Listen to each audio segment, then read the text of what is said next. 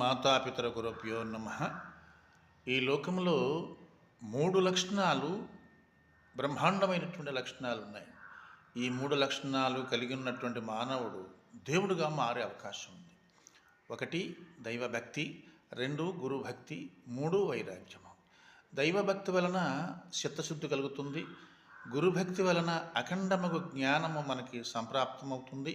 వైరాగ్యము వలన ప్రపంచం పైన వ్రాతబుద్ధి పుట్టి విరక్తి కలుగుతుంది. కాబట్టి దైవభక్తి, గురుభక్తి, వైరాగ్యము, ఈ 3 లక్షణాలు ఎవరికి కలిగి ఉంటాయో, ఈ 3 లక్షణాలు ఎవరు కలిగి ఉంటారో వాళ్ళకి ఇహసౌఖ్యము, పరసౌఖ్యము తప్పగా కలుగుతాయి.